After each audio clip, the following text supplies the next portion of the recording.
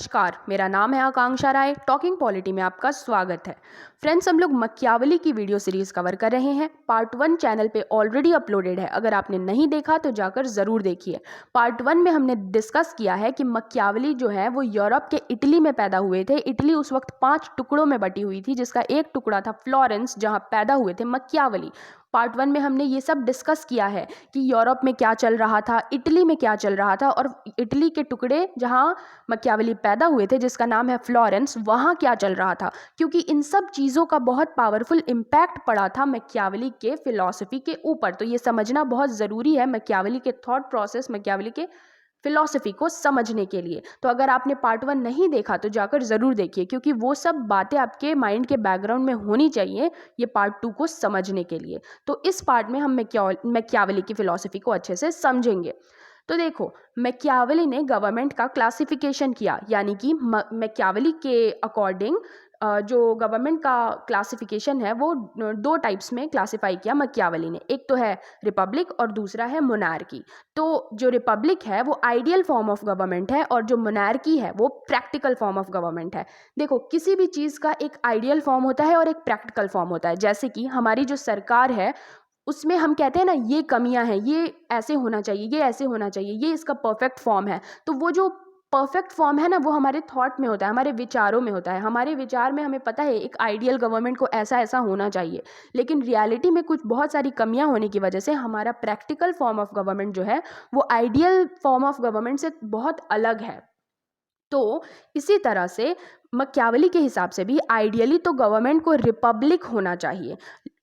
तो मैकियावेली ये बताते हैं कि रिपब्लिक गवर्नमेंट तब होनी चाहिए जब लोग वर्चुअस हैं।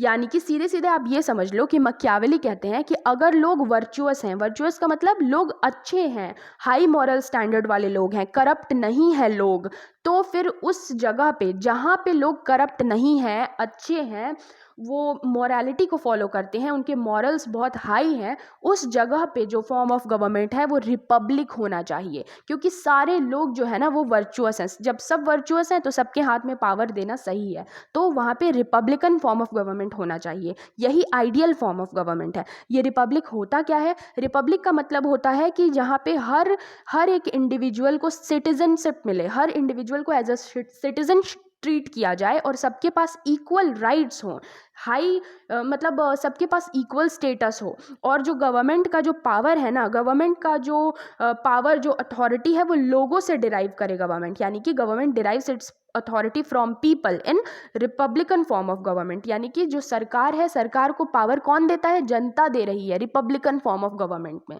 तो मैकियावेली कहते हैं कि अगर लोग वर्चुअस हैं, अगर लोग अच्छे हैं और करप्शन नहीं है लोगों में, तो वहाँ उस जगह पे रिपब्लिकन फॉर्म ऑफ गवर्नमेंट को स्टैब्लिश करना अच्छा होगा। और लेकिन मैकियावेली के हिसाब से ये एक आइडियल फॉर्म ऑफ गवर्नमेंट है, आइडियली ऐसा होना चाहिए। लेकिन क्योंकि मैकियावेली को ऐसा लगता है कि लोग करप्ट होते हैं, लोग वर्चुअस नहीं होते हैं, अच्छे नहीं होते हैं, इसलिए ये ideal form of government possible नहीं है। तो हमें practical form of government establish करना पड़ता है।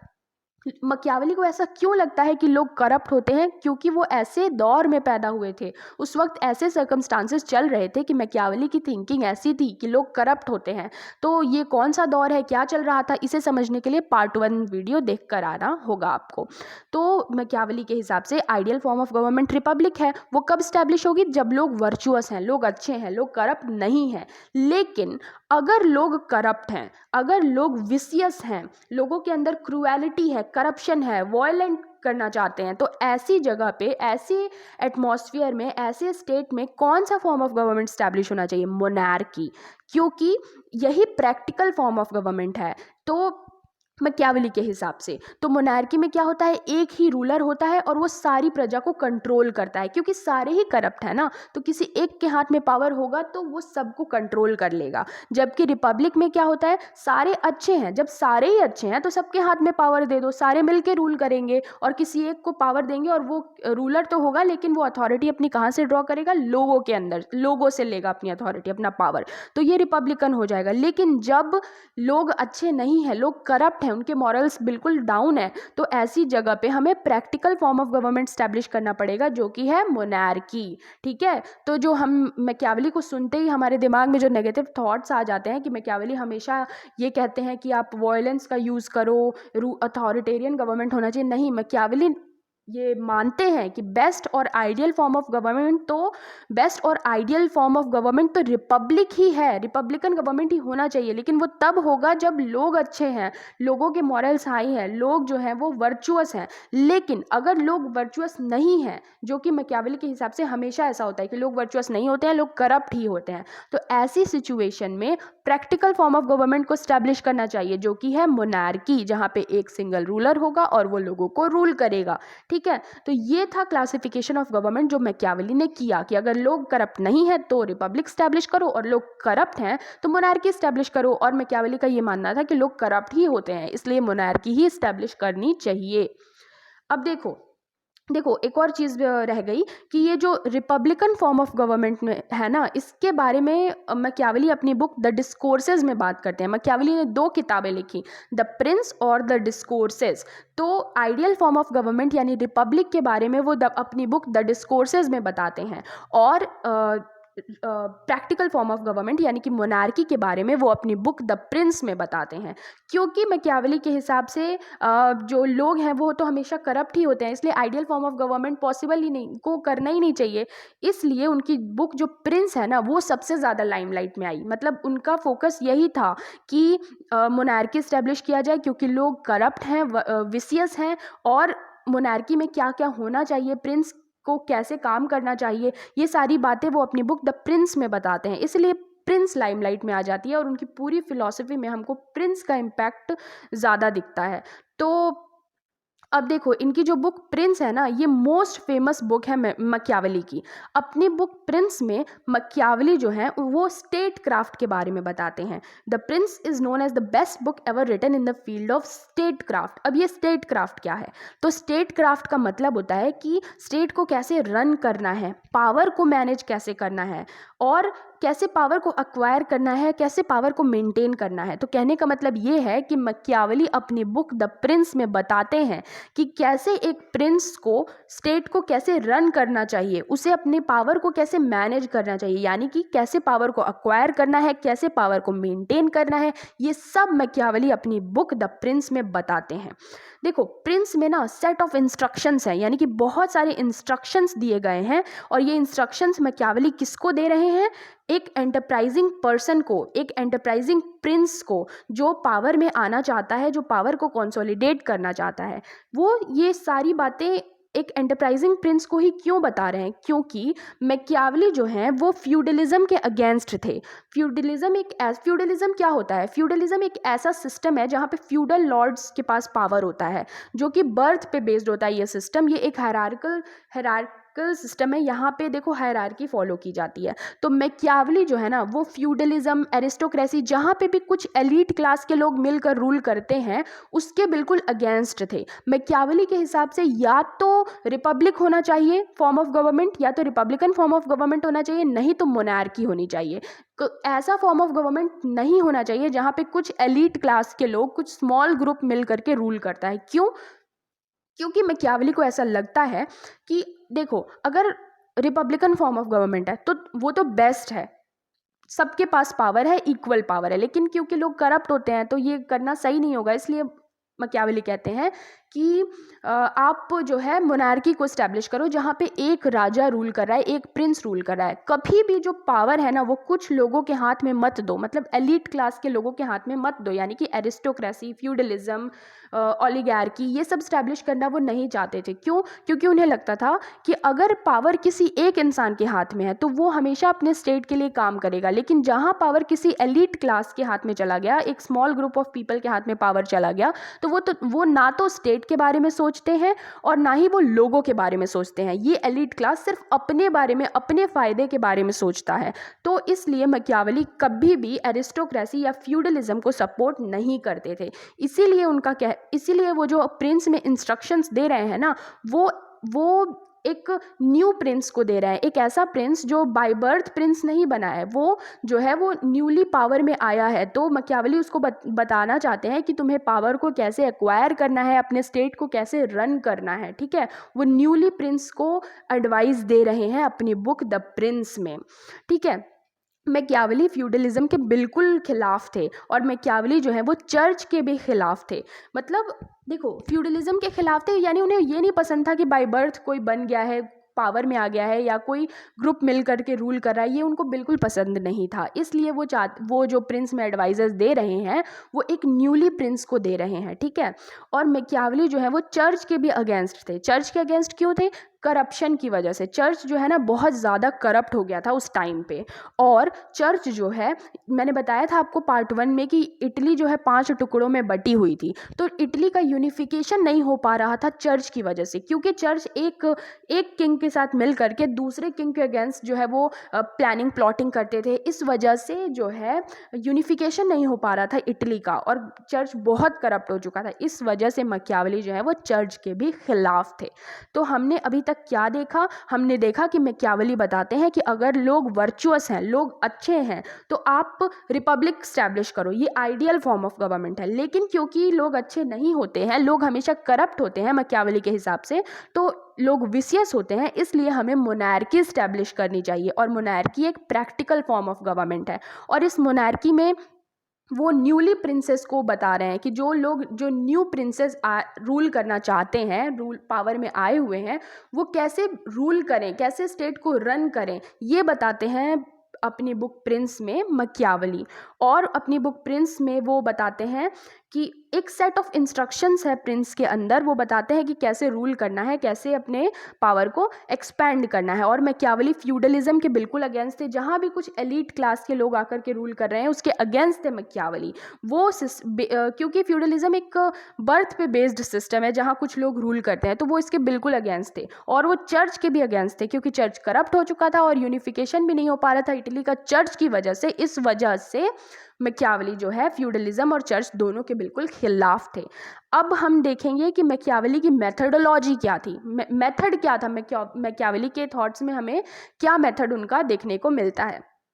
तो देखो, जहाँ पे प्लेटो बिलीव करते थे कि एक किंग के पास जो है वो फिलॉसफी की, दर्शन शास्त्र की बहुत अच्छी नॉलेज होनी चाहिए, वहीं जो है मैकियावेली बिलीव करते हैं कि प्रिंस के पास जो है ह्यूमन साइकोलॉजी और हिस्ट्री की बहुत अच्छी नॉलेज होनी चाहिए। ह्यूमन साइकोलॉजी की नॉलेज क्यों? क्योंकि उसे अपनी प्रजा को रूल करना है। तो प्रजा के दिमाग में क्या चल रहा है, क्या उनका क्या बातें चल रही हैं, क्या हो रहा है, इन सब चीज़ों को समझने के लिए या फिर दुश्मन को भी समझने के लिए, हर चीज़ को समझने के लिए एक प्रिंस को ह्यूमन साइकोलॉजी की अच्छी नॉलेज होनी चाहिए। दूसरा, हिस्ट्री की भी अच्छी नॉलेज होनी चाहिए। क्यों? ताकि वो हिस्ट्री के एक्सपीरियंसेस को यूज़ कर सके अपने रूल में, यानी कि पास्ट में क्या हुआ है, किस सिचुएशन में कौन से राजा ने क्या स्टेप उठाने का सोचा था, ये सारी बातें हिस्ट्री से पता चलती है। या फिर हिस्ट्री के सिचुएशन को अच्छे से जब वो स्टडी करेगा तो वो उसको यूज़ कर पाएगा अपने प्रेजेंट के रूल में। इसलिए मैकियावेली के हिसाब से एक प्रिंस के पास ह्यूमन साइकोलॉजी और हिस्ट्री की बहुत अच्छी नॉलेज होनी चाहिए। और मैकियावेली जो है वो कौन से मेथड पे भरोसा करते हैं? एम्पेरिकल मेथड पे। यानी कि एक प्रिंस अगर पॉलिटिकल बिहेवियर की स्टडी करना चाहता है, पॉलिटिकल बिहेवियर को अच्छे से समझना चाहता है, तो उसके लिए उसको एम्पेरिकल मेथड का यूज़ करना चाहिए। अब ये एम्पेरिकल मेथड क्या है? तो एम्पेरिकल मेथड जब आप किसी भी चीज़ को स्टडी करते हो ना, तो अगर आप एम्पेरिकल मेथड यूज़ कर रहे हो तो इसका मतलब ये है कि जो आप फैक्ट्स को ऑब्जर्व कर रहे हो उसके लिए आप अपने सेंस एक्सपीरियंसेस का यूज़ कर रहे हो। यानी कि अपने साइट का, साउंड का, स्मेल, टेस्ट और टच का यूज़ कर रहे हो। यानी कि अपने सेंस एक्सपीरियंसेस को यूज़ करके अगर आप किसी चीज़ का स्टडी करते हो तो वो एक एम्पेरिकल मेथड ऑफ स्टडी है, ठीक है। ये एक प्रैक्टिकल मेथड है, एक साइंटिफिक मेथड है, ठीक है। तो मैकियावेली जो है वो पॉलिटिकल बिहेवियर को स्टडी करने के लिए एम्पेरिकल मेथड का यूज़ करते हैं। अब देखो, अपनी बुक द प्रिंस के प्रीफेस में ही मैकियावेली ने ये डिफाइन किया है, drawing rules for successful political behaviour from history and experience. अभी जो हमने बात की कि सक्सेसफुल पॉलिटिकल बिहेवियर के जो रूल्स हैं वो हमें कैसे मिलेंगे, वो हम कहाँ से ड्रॉ करेंगे? हिस्ट्री से और अपने एक्सपीरियंस से, ठीक है, हिस्ट्री के भी एक्सपीरियंसेस से और ह्यूमन के साइकोलॉजी को भी वो समझना चाहते थे। इसलिए वो अपने प्रिंस को एडवाइस करते हैं कि आपको ह्यूमन साइकोलॉजी और हिस्ट्री की बहुत अच्छी नॉलेज होनी चाहिए। अब देखो, मैकियावेली एक रियलिस्ट थे, ये मैंने आपको पहले ही बताया है। जहाँ प्लेटो एक आइडियलिस्ट है, वो बात करते हैं कि स्टेट क्या है, वहीं मैकियावेली बात करते हैं स्टेट को कैसे रन करना है, पावर को कैसे एक्सपेंड करना है, पावर को कैसे मेंटेन करना है। तो मैकियावेली एक रियलिस्ट थिंकर थे। और ये भी मैकियावेली जो है वो एविल मीन्स को भी सपोर्ट करते थे, यानी कि उनके हिसाब से अगर ज़रूरत पड़े तो प्रिंस को वॉयलेंस का भी यूज़ करना चाहिए, उससे वो कनिंग भी हो सकता है जहाँ ज़रूरत पड़े। तो मैकियावेली बेसिकली एक रियलिस्ट थिंकर थे और वो जो हैं वो एम्पिरिकल मेथड का यूज़ करते थे, मतलब अपने प्रिंस को एडवाइस करते थे कि एम्पिरिकल मेथड का यूज़ करो पॉलिटिकल बिहेवियर को स्टडी करने में, और तुम्हारे पास यानी कि प्रिंस के पास ह्यूमन साइकोलॉजी और हिस्ट्री की अच्छी नॉलेज होनी चाहिए।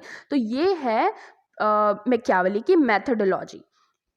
अब देखो, मैकियावेली ने अपनी बुक में प्रिंस को इंस्ट्रक्शंस भी दिए हैं, बहुत सारे इंस्ट्रक्शंस दिए हैं। क्यों?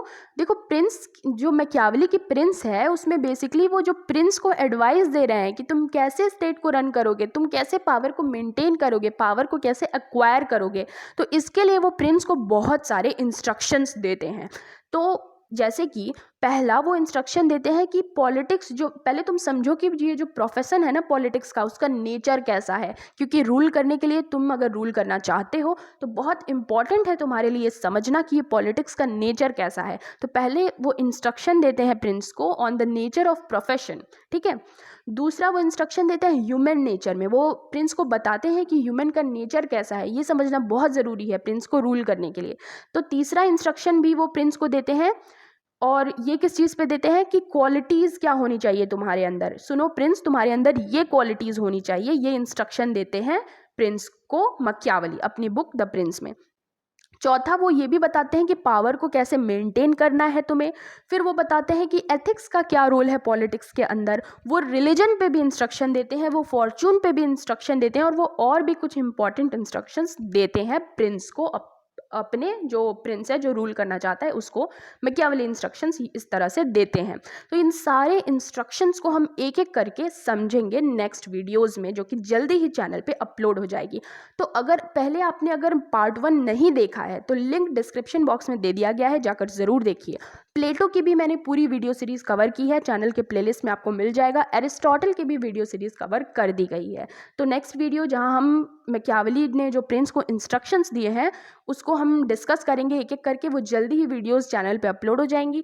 और ये अगर आपको वीडियोस पसंद आ रहे हैं तो प्लीज़ आप इसको शेयर भी करिए, वीडियोस को शेयर भी करिए अपने दोस्तों के साथ, ताकि अच्छी जो नॉलेज है ना, जो ऑथेंटिक नॉलेज है, वो सब बच्चों तक पहुँच सके। Thank you so much. अगर वीडियो पसंद आया तो लाइक करिए, शेयर करिए, सब्सक्राइब करिए और वेट करिए, जल्दी ही अपलोड हो जाएगा चैनल पे वीडियो। Thank you.